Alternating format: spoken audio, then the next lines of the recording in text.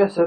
سر ہم اہل سنت کی جتنی بھی مراجع دیکھ لیں، جو احادیث کی کتب ہے اور ائمہ کرام کی جو جتنی بھی کتب ہے، اگر ہم احادیث کی کتب میں جائیں نا تو مطلب صحیح بخاری، صحیح مسلم اور جتنی بھی صحاح ستہ یا آپ کہہ سکتے ہیں کہ کتب ستہ ہیں، ان میں روایات ہے رسول اللہ صلی اللہ علیہ وسلم کے مطلب متعلق، اور ان سے جو روایات ملی ہے ہمیں زیادہ سے زیادہ مطلب کہہ سکتے ہیں حضرت ابو ہریرہ رضی اللہ تعالیٰ عنہ نے ان کے راوی ہے، اور ابن عمر ہے، عبداللہ ابن عباس ہے.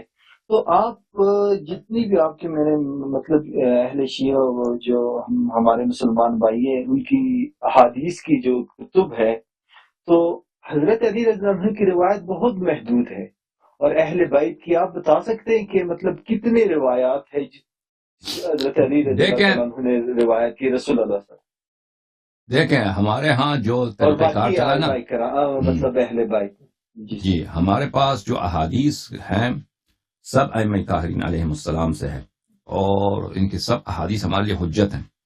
اور یہ جس طرح امام جعفر صادق علیہ السلام کی حدیث ہے، ان کی حدیث میں اور رسول پاک صلی اللہ علیہ وسلم کی حدیث میں کوئی فرق ہی نہیں ہے، کیونکہ دونوں معصوم ہیں اور دونوں اللہ کے علم کے خازن ہیں. البتہ جب آپ ایک تاریخ اسلام کی طرف جب جائیے تو حضرت امیر المؤمنین علیہ السلام رسول پاک صلی اللہ علیہ وسلم کے بعد جب مدینے میں تھے تو اغلب صحابہ نے ان کی طرف پشت کیا تھا. صحابہ ان کے پاس نہیں آتے تھے علم سیکھنے کے لیے، جیسے ان کی ڈیوٹی تھی کہ ان سے سیکھ لیں. اور جب ان کی حکومت بنی تو پھر ان کے خطبات ہوئے، اور وہ ایک قلیل عرصہ تھا، 4.5 سال.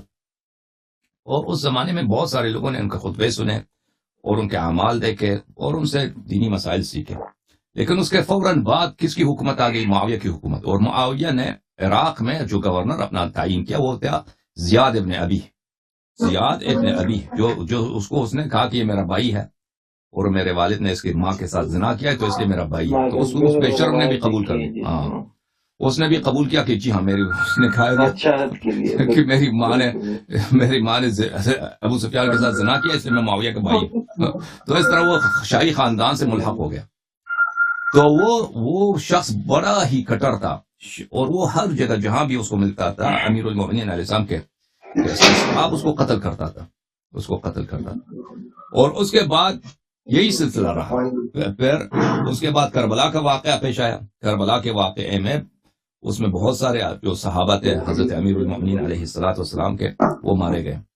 اور صرف کربلا کے واقعے کے بعد، کربلا کے واقعے سے پہلے، کربلا کے واقعے کے بعد، ایک تو کربلا کا اپنا واقعہ ہے کہ میدان جنگ میں جتنے لوگ شہید ہو گئے، لیکن اس سے پہلے اور اس کے بعد بہت سارے لوگ. اس کا پھر گورنر کون بنا؟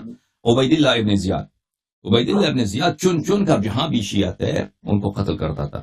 اور صرف اس لیے نہیں کہ وہ شیعہ ہے، اگر گمان بھی ہے کہ وہ شیعہ ہے، وہ علی علیہ السلام کو مانتا ہے، تو وہ لاتے تھے علماء کے، وہ پریڈ لگاتے تھے کہ آؤ یہاں پہ لعنت کرو.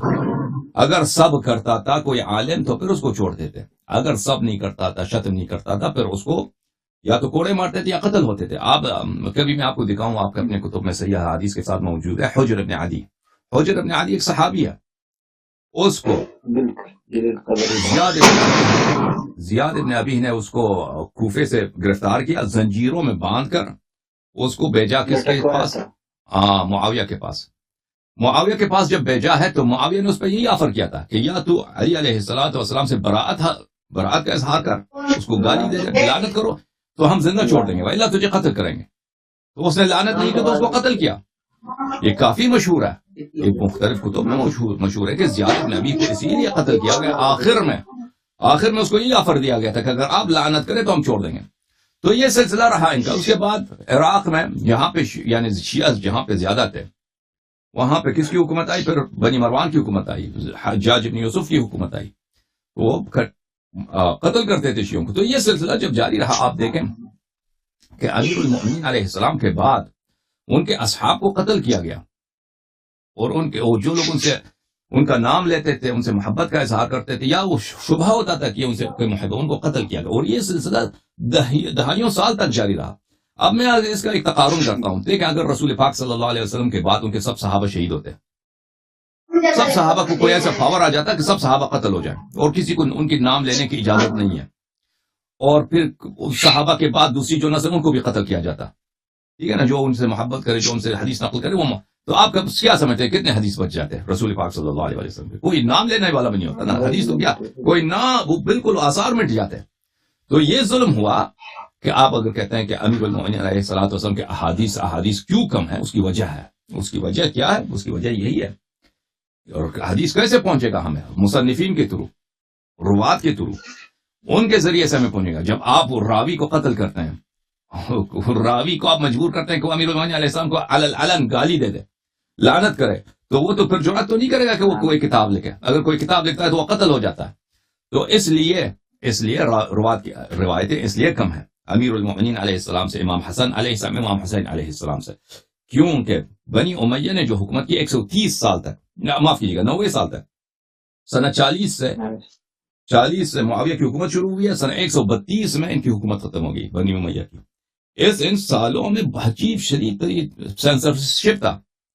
کس پر کہ کوئی امیر المومنین علیہ السلام کا نام نہ لے, ان کو بلکہ گالی دیا جائے, ان کی حدیث نقل نہ کیا جائے.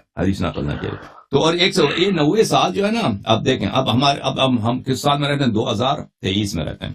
اب پہلے 90 سال پیچھے چلے جائیں. 90 سال پہ بنتا ہے تقریباً 1930. اب 1930 کا کوئی شخص ہمارے زمانے میں زندہ نہیں ہے. 90 سال پہلے بات. وہاں پہ کیا ہوتا تھا, کیا ہوا؟ اب دیکھیں 1930 سے اب تک کتنے نسلیں آئی ہیں. ایک نسل نہیں آیا, 2 4-5 نسلیں آئی ہیں. ہر 20 سال کے بعد نسل چینج ہوتا ہے. کتنے جنریشنز آئے؟ اگر 3-4-5 جنریشنز آتے ہیں, اس پہ پابندی ہے کہ آپ اس شخص کا نام نہ لیں, اس کی برائی بیان کریں, اس کو لعنت دیں. بالخصوص علماء پہ یہ پابندی ہے. تو پھر لازمی بات ہے کہ حدیث کم نقل ہوگی. شکریہ شیخ صاحب. اوکے.